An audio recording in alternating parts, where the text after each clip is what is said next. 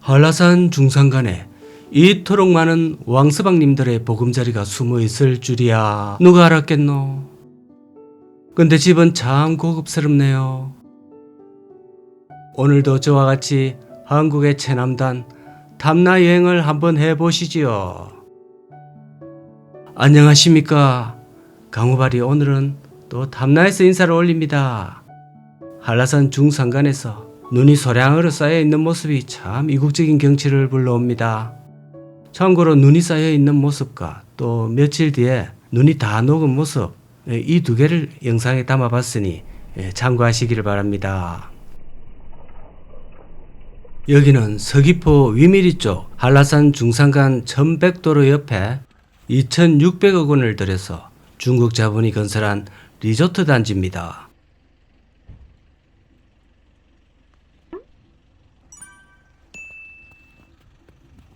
뒤에는 골프장이 넓게 펼쳐져 있고 더 뒤에는 한라산이, 앞에는 태평양이 다 있습니다. 사업 주체는 중국 청도 백통그룹. 벌써 이름부터 대륙 느낌이 물씬 나지요.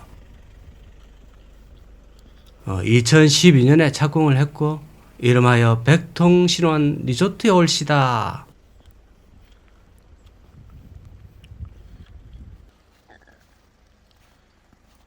(10년) 전 당시 중국 사업 관계자가 중화권 관광객의 급속한 성장 추세에 따라 중국인 취향에 맞는 숙박시설과 맥주 박물관 등을 추진할 계획이라고 소개를 했던 곳입니다.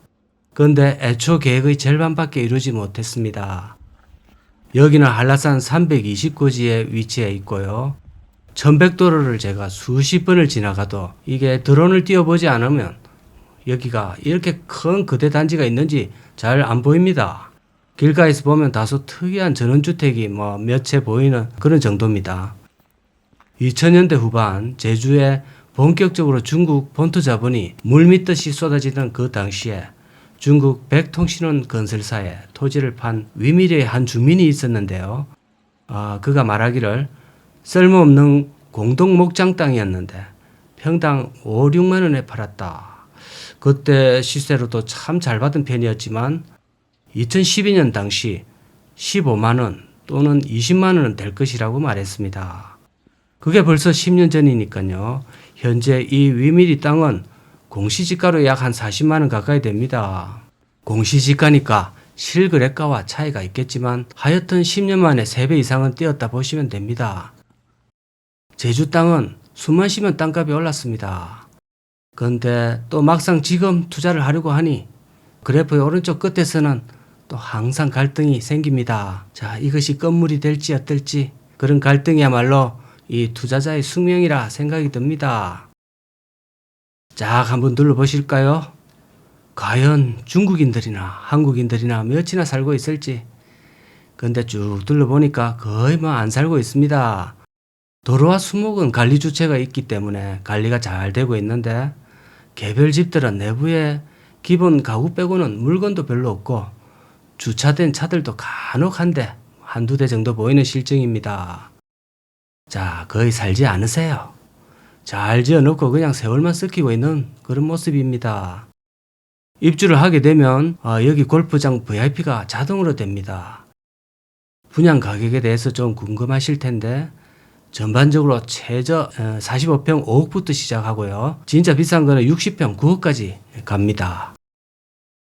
45평 기준 5억 9천에 현재도 실제 매매가 매물이 나와 있습니다. 근데 중국인들이 제주를 거의 떠난 상태라 놀고 있는 빈집이 많아서 상당히 쌀 수 있겠다는 그런 기대가 좀 될 수가 있는데 근데 정작 사려고 하면 전혀 그런 거는 없고 가격이 똑같습니다. 비싸지 전혀 싸지 않습니다. 제주 전체에 있는 부동산들이 다 이런 식입니다. 막상 가격이 좀 쌀 거라고 기대를 하고 물어보면 그냥 그 기대를 완전히 깹니다. 혀를 내두를 정도로 비싸고요. 그냥 안 묻는 게 건강에 좋을 것 같습니다. 실제 중국인들이 제주의 토지를 소유한 현황 분포도를 제가 한번 가져와 봤는데요. 10년 전 자료지만 1년 뒤인 2015년에 그 우리 기억에도 생생한 추억의 메르스 사태, 그리고 몇 년 뒤에 사드와 또 코로나가 같이 터지면서 사실상 저 자료에서 뭐 크게 변한 것이 없는 상태입니다. 저기 보시면 곳곳에 점조직 형태처럼 점유 세력이 확대되고 있습니다. 자, 한라산 중간 이상 고지는 개발이 안 되기 때문에 살지도 못하는 곳이니까 제외한다면 사실 그 비율이 점유 비율이 적지가 않은 상태입니다. 2009년부터 5년간 거의 300배가 치솟았다고 하니까요. 밑에 그래프를 보시면 미국과 일본인들은 점유 비율이 거의 그대로입니다. 그런데 중국만 고공행진을 하고 있는 모습이고요. 세계 곳곳에 중국인들이 막 퍼져나가고 있습니다. 사랑과 자본은 국경이 없다는 말을 막 그대로 증명하고 있습니다. 우리도 더 많이 벌었어. 중국이나 다른 나라에도 한국인들이 곳곳에 저런 집들을 지어놓고 세계 곳곳에 코리아타운이 있으면 좋겠습니다. 코리아타운이 있으면 좋겠다고 하면서 차이나타운은 있으면 안 된다, 뭐 이럴 근거는 전혀 없습니다. 다만 투자 유치가 너무 부동산 개발 쪽에 맞춰진 게 좀 문제고, 너무 단일 국가인 중국 자본에 치우치고 있다는 게 그게 조금 걸린다는 것이지요. 이렇게 되도록 이끈 게 일정 투자 금액에 따른 제주 거주 비자를 주는 제도고, 영주권 F5가 나오게 되면 참정권을 제외하고 사실 모든 권한이 내국인과 동일하니까 매우 매력적이죠. 그 중국인 입장에서요.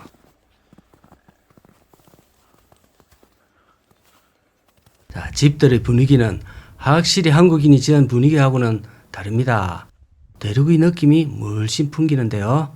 대체적으로 고급스럽습니다.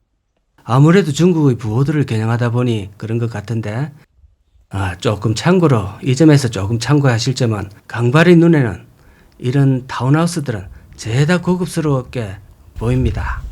그 점은 좀 감안하시고 생각하시기 바랍니다.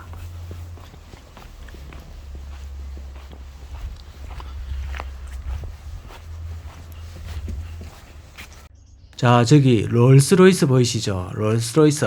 맞는지 모르겠는데요. 저기 뒤 트렁크에서 골프채를 딱 꺼낼 때 막 꺼내는 맛. 자, 우리 한국인들은 저 골프채 저거 꺼낼 때 상당히 오래 걸리더라고요.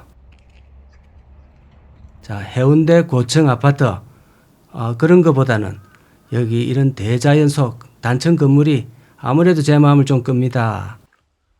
자, 연식이 있는 입장에서 다른 분들도 저와 비슷한 생각을 가질 거라 생각이 되고요. 아까 같은 그런 고층 아파트 주변에는 뭐 수목도 없고 산도 없고, 물론 병원도 가깝고 마트도 가깝고 편리하겠죠.